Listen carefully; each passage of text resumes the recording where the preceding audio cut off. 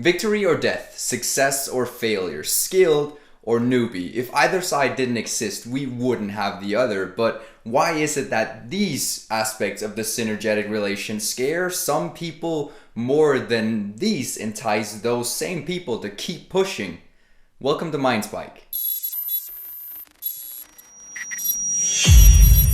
Recently, the Guild Wars 2 community has been discussing the upcoming raid content for the coming expansion, and in tandem with this topic, the subject of the difficulty level of said content has been the focus point for a lot of players. See, because ArenaNet essentially said that they want these raids to be truly challenging content and should be challenging enough so that not every player would be able to do it on their first attempt. They said that they want to incentivize players to possibly seek out new build, trade, and skill options. Now, in essence, challenging content has been something that quite a vocal part of the community have been screaming for a long time now. But when it was announced that ArenaNet had been working on something that was actually challenging, another part of the community rose up to stand up against this challenge with various arguments. Some prominent arguments being that the raids exclusively will offer up the possibility to acquire legendary armor, but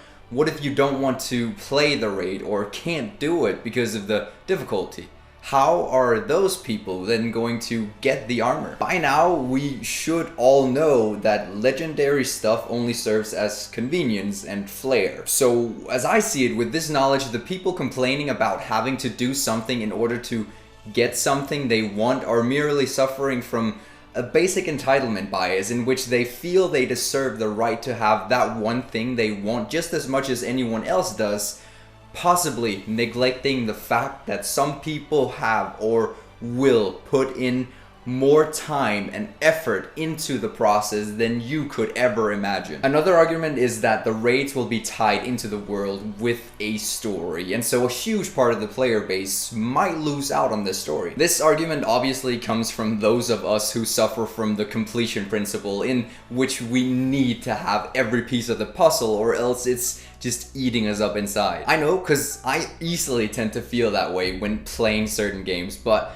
contrary to the people arguing that this is a bad thing, I personally see this as just another huge incentive for me to be or get good enough to get this puzzle piece unlocked. And then lastly, there's the biggie. The argument that if ArenaNet's philosophy is to let us play however we want, why would they deliberately make content which may cater to a certain setup instead of every possible setup? The idea of playing however you want is all fine and dandy with butterflies and rainbows everywhere, but there's a huge misunderstood connotation inherent in these words. Playing how you want is not synonymous with you being able to complete everything however you want or having access to everything you want. Sure, currently most of the gameplay we have implemented in Guild Wars 2 at the moment does in fact allow for this sort of mentality. If you want, you can go full Nomad's Gear party into any dungeon. It'll just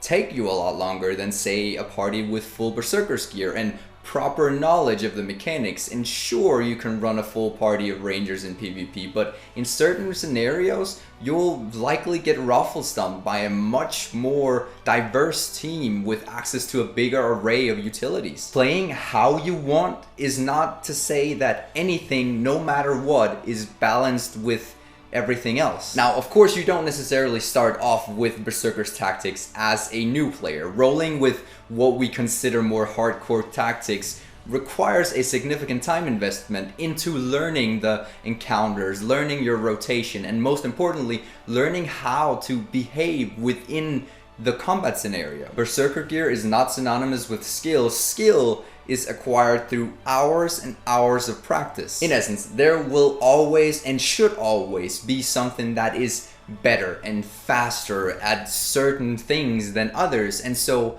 how can this even be an argument in the first place?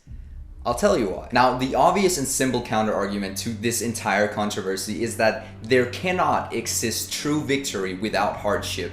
Success isn't supposed to be handed to you, not in life and definitely not in a game either, or else we might come to expect everything to be handed to us on a silver platter within every other aspect of our lives, and that's not something you want to teach anyone. Because without hardship, we will not grow. Without hardship, we will not push ourselves. Without hardship, we cannot feel the joy of relief when that same hardship is overcome in the end. And let me tell you, that feeling of relief when you finally complete something or achieve something that you've worked tirelessly on for ages is truly an amazing feeling. But sure, not everyone can complete this content, same as not everyone makes it to be a billionaire, except for those few people who push through the odds. Problem is that for 3 whole years, the majority of the content in Guild Wars 2 have not offered up any actual challenge, and so everything from dungeon armor to living world achievements has essentially been handed out left and right, causing us to live with the comforting thought that anyone can get anything they want in the game without much time investment needed. And so to have this comforting blanket ripped off in the dead of night only to realize that you might not be able to ever get back the aforementioned blanket can indeed be a very scary thought. Now essentially, ArenaNet's entire goal with this content is to incentivize players to get better at the content they're confronted with. And so what I see in a lot of these comments is a phenomenon known as self-handicapping, in which we as human beings create conditions for failure ahead of time to protect our own ego. Some people may assume that they will not be able to complete this raid, thus losing out on all the shinies and prestige that goes with it.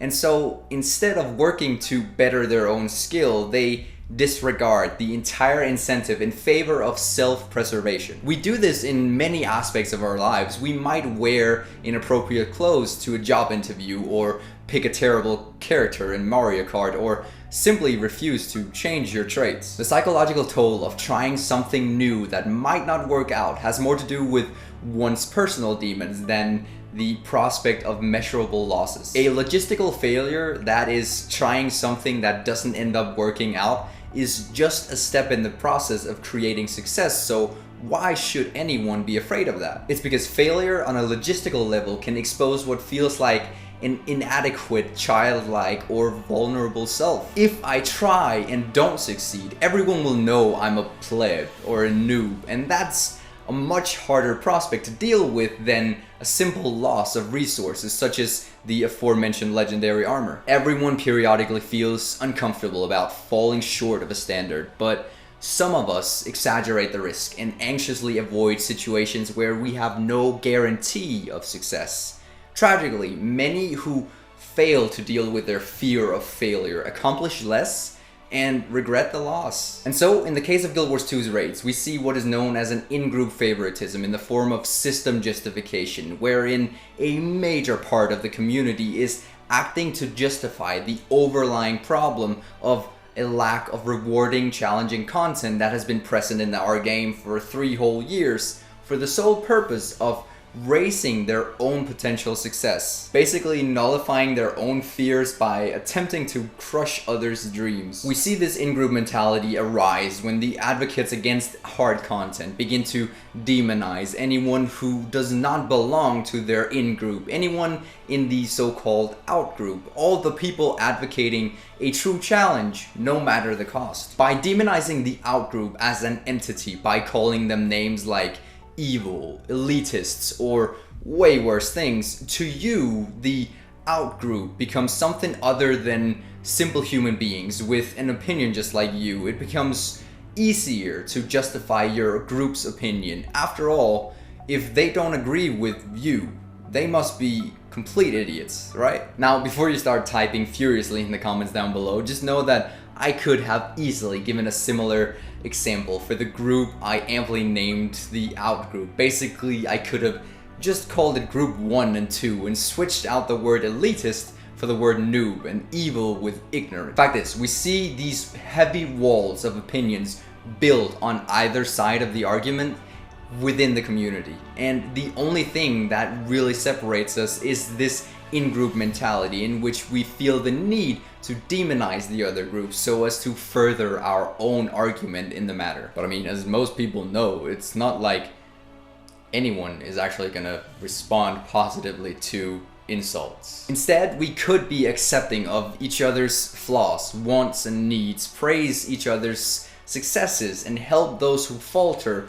It really is okay to say that you aren't good at a game, or that you perhaps prefer one playstyle to the other. But if you want Guild Wars 2 to grow, you really shouldn't go around advocating easier gameplay. There has to be decently rewarded, challenging endgame content in any game that aims for longevity. How else are you going to be incentivized in the future to push yourself to get better at the game or learn something new? In the end, we all just want that super shiny thing, but actual prestige and easy availability are two concepts that don't exactly go well in tandem. I know this is a dream scenario in any case. World peace isn't exactly achieved in the blink of an eye, but one can hope, or at least I hope I spiked a thought in your mind. One that will linger the next time you're confronted with this kind of group discrimination. Thank you all for watching. Until next time, I will see you in the mists.